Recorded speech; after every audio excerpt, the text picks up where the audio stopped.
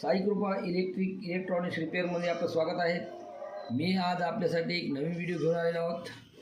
आजचा व्हिडिओ आहे आपला बोर्डची वायरिंग कशी करायची। तर चला बोर्डची वायरिंग शिकूया आपण।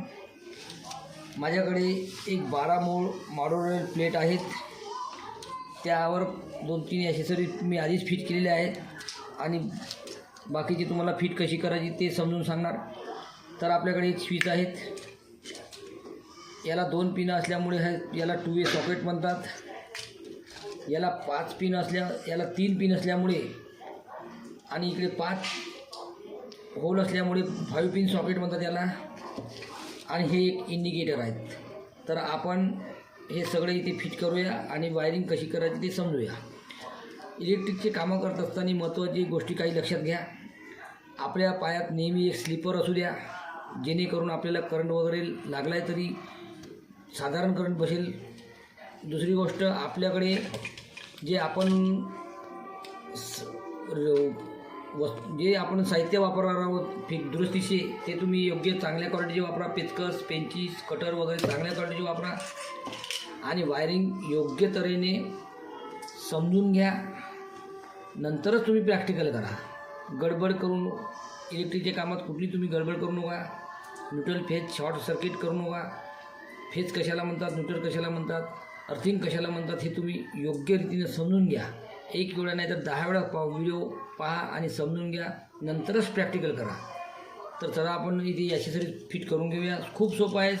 इथे एक लॉक आहेत, इकडून पण एक लॉक आहेत। आपल्याला इथे अशा पद्धतीने फसवायचं आहे एक लॉक आणि इकडून प्रेस करायचं आहे। बघा, प्रेस करून केल्यानंतर इथे फिट झालेलं आहे योग्य तऱ्हेने। आता इंडिकेटर पण फसवूया आपण। इथे एक साईड आधी फसवायचं आहे, नंतर प्रेस करायचं आहे। बघा, खूप सोप्या पद्धतीने फिट होतात हे। त्याला कसलाही स्क्रू लावायची आवश्यकता नाही आहे। काढायचं पण खूप सोपं आहे। काढायच्या वेळेस आपल्याला हे लॉक असे प्रेस करायचे आहे आतल्या बाजूने आणि काढायचे आहेत। तर अशा प्रकारे फिट करून घ्यायचं आहे। आता इथे आपलं पूर्ण बोर्ड कंप्लीट झालेलं आहे। नंतर ही आपल्याला प्लेट काढून घ्यायची आहे किंवा लावून ठेवली तरी काही हरकत नाही। हे प्लेट अशी लॉक करून असतात, ही प्लेट अशी बाहेर निघते। नंतर आपल्याला वायरिंग कंप्लीट झाली की आपल्याला हे ॲक्सेसरीज फिट झाल्यानंतर आपल्याला हे प्लेट लावून द्यायची आहे अशा प्रकारे। याला पण लॉक असतात इथे, अशा प्रकारे फसवायची आहेत। तर पहा, मी तुम्हाला इथे प्लेट फसवून दाखवलेली आहे। तर मित्रांनो, वायरिंग करताना आपल्याला 3 वायरची आवश्यकता पडतात। एक न्यूट्रल वायर, एक फेज वायर आणि एक अर्थिंग वायर। न्यूट्रल हा डेड वायर असतो, त्याला कुठलाही करंट नसतो। फेज वायर हा लाईव्ह म्हणजे जिवंत वायर असतो, त्यामुळे त्याला शॉक लागतात, करंट लागतात। आणि अर्थिंग वायर हा जमिनीतून आपल्याला अर्थिंग मिळतो आणि तो पण डेड असतो, त्याला पण कुठलाही शॉक किंवा करंट लागत नाही। तर चला आपण वायरिंगला सुरुवात करूया, वायरिंग करूया। माझा व्हिडिओ तुम्ही शेवटपर्यंत बघा आणि व्यवस्थित समजून घ्या। तर मित्रांनो, बरेचसे लोक वायरिंग करताना, बरेचसे यूट्यूबवर व्हिडिओ आहेत वायरिंग करताना फक्त आपल्याला फेज आणि न्यूट्रल वायरच बोर्डमध्ये जोडून दाखवतात आणि अर्थिंग वायर जोडून दाखवत नाहीत व अर्थिंगचे महत्त्व किंवा फायदे सांगत नाहीत। तर आपल्या फिटिंगमध्ये अर्थिंग हे असणं, आपल्या बोर्डमध्ये अर्थिंग असणे आवश्यक आहे। जिथे प्लग असेल तिथे अर्थिंग नक्की जोडा। अशा प्रकारे बोर्डवर ॲक्सेसरी फिट केलेली आहे। तर आता आपण याला वायरिंग करूया। तर चला वायरिंग करूया। व्हिडिओ लंबा व्हावा नाही म्हणून मी आधी काही वायर कनेक्ट जोडून ठेवलेले आहेत। तर स्विचच्या एका पॉईंटला आपण एका तारेने कनेक्ट केलेला आहे फेज वायर। फेज वायर हा आपला इंडिकेटर आहे, इंडिकेटरचा फेज वायर इथे आलेला आहे आणि हा आपला स्विच आहे। त्या स्विचवरून एका पॉईंटला इथे आलेला आहे, या पॉईंटवर या पॉईंटवरला आला आणि या पॉईंटवरून या पॉईंटला आला आहे। अशा प्रकारे हे पूर्ण पॅरेलल म्हणजे आपण फेज वायर जोडलेला आहे। तर आता आपला स्विचच्या दुसऱ्या पॉईंटला आपल्या प्लगला कनेक्शन करायचं आहे। तर चला आपण स्विचचे तीनही प्लगला कनेक्शन करूया। तर एक स्विच 1 नंबरचा प्लग आपण प्लगच्या 1 नंबरला पॉईंट जोडूया। तर अशा प्रकारे आपण वायर जोडायचा आहे आणि वायर जोडताना स्क्रू हे पूर्णपणे टाईट करायचे आहेत. स्क्रू हा लूज असता कामा नये. स्विच 2 नंबरचे स्विच आहेत. आपण 2 नंबरचा पॉईंट प्लगच्या एका पॉईंटला कनेक्ट करत आहोत.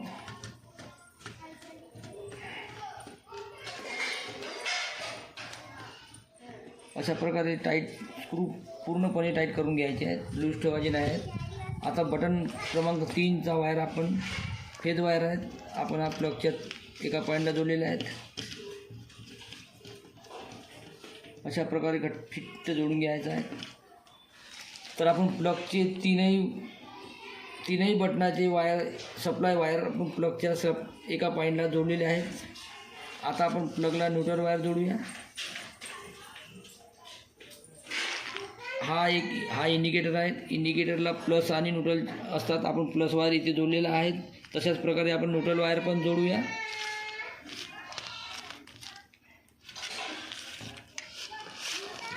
तर आपण प्लगच्या एका पॉईंटला न्यूट्रल वायर जोडलेला आहेत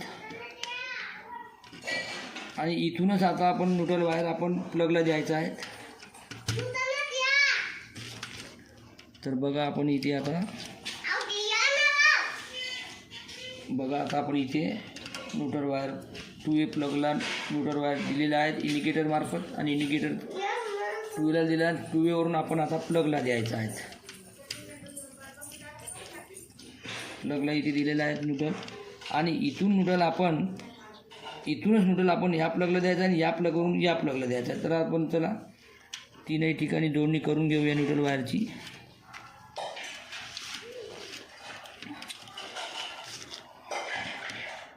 अशा प्रकारे आपण इथे न्यूट्रल जोडलेला आहे प्लगला आणि ह्या प्लगवरून आपण न्यूट्रल वायर या प्लगला जोडायचं आहे.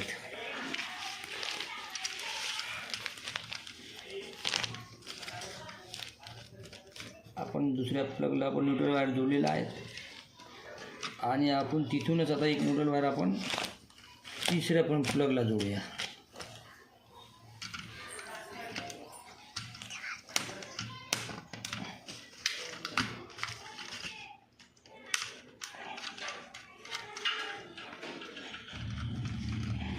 अशा प्रकारे आपण न्यूट्रल वायर जोडलेले आहेत.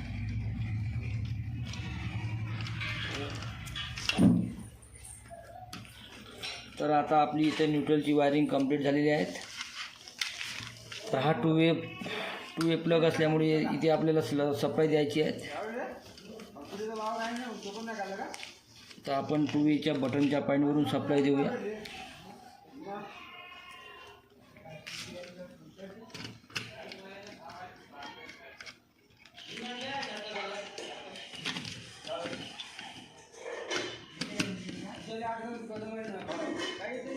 चे आपण स्विचवरून सप्लाय पॉईंट 2Aच्या प्लगला देऊया.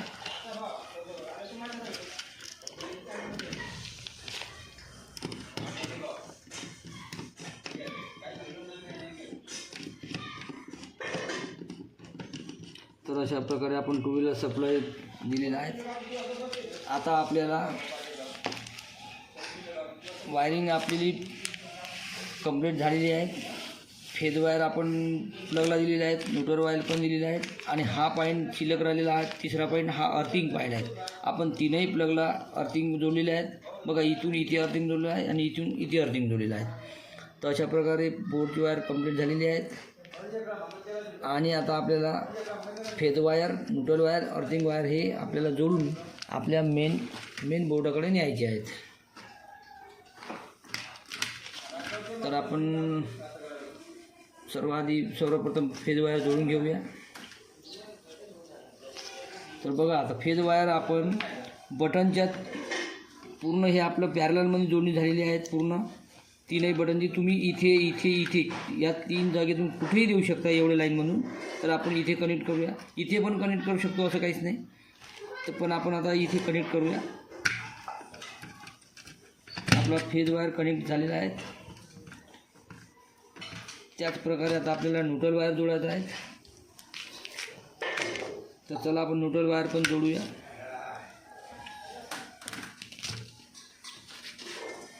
अशा प्रकारे आपण इथे न्यूट्रल वायर न्यूट्रल वायर तुम्ही इथेही कनेक्ट करू शकता, इथेही कनेक्ट करू शकता किंवा इथेही कनेक्ट करू शकता किंवा इथेही घेऊ शकता.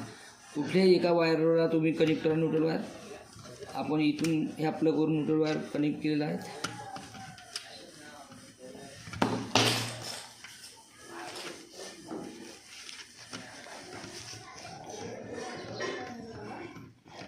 अशा प्रकारे आपण वायर न्यूट्रल वायर पण जोडलेला आहे.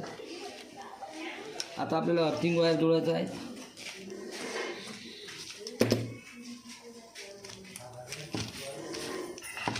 अर्थिंग वायर पण तुम्ही इथे इथे इथे ह्या 3 पॉईंटमधून कुठेही कनेक्ट करू शकता. इथे आपण अर्थिंग वायर कनेक्ट केलेलं आहे. इथे अशा प्रकारे आपली वायरिंग पूर्ण झालेली आहे. तर आपण त्याला बोर्डवर चेक करूया. बघा आपल्या बोर्डामध्ये सप्लाय आलेली आहेत आणि इंडिकेटर पण लागलेले आहेत. महत्त्वाची गोष्ट एक लक्षात ठेवायची, सप्लाय बोर्डाला जोडताना सप्लाय वायर हा बटनलाच कनेक्ट झालेला पाहिजे. बघा इथे टेस्टर हे बटननेच बंद चालू झालेलं पाहिजे. उलटी सप्लाय देऊ नका. उलटी सप्लाय जर तुम्ही द्याल तर आपल्याला बटन बंद असतानाही करंट लागू शकतो. म्हणून हा बटनवरून सप्लाय वायर कट झालेला पाहिजे. बघा सप्लायवरूनच पहा टेस्टर चालू बंद होत आहे.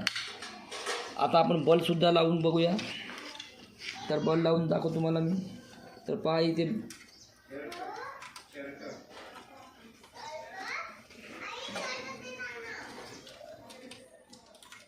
पहा बल्ब पण लागलेला आहे प्लगमध्ये. बल्ब पण बटनने बंद चालू होत आहे. अशा प्रकारे आपली बोर्डाची वायरिंग कंप्लीट झालेली आहे. आणि घरगुती इलेक्ट्रिक फिटिंगमध्ये बोर्डाची वायरिंग ही पॅरेललमध्ये असते. आणि वायरिंग करताना काळजी घ्या, कुठलीही वायर उलटे सुलटे जोडू नका. ज्याप्रमाणे आपण वायरिंग सांगितली त्याचप्रमाणे तुम्ही वायरिंग करा. बोर्डामध्ये 3 वायराची गरज असते, न्यूट्रल, फेज आणि अर्थिंग. आपला अर्थिंग वायर हा इथे आपण अर्थिंग वायर बाहेर काढलेला आहे प्लगवरून. हा अर्थिंग वायर आपल्याला मीटरपाशी एक बोल्ट असतो, त्या बोल्ट नटाला आपल्याला टाईट मारायचा आहे. जमिनीमध्ये अर्थिंग तो मीटरपाशी आलेला असतो, मीटरपासून आपल्याला वायरिंगमध्ये घ्यायचा आहे. तर हा वायर आपण हिरवा वायर अर्थिंगसाठी ठेवलेला आहे. बरोबर अर्थिंगला जोडा. अशा प्रकारे आपला व्हिडिओ जर तुम्हाला आवडला असेल तर लाईक करा, शेअर करा आणि सबस्क्राईब करा. धन्यवाद.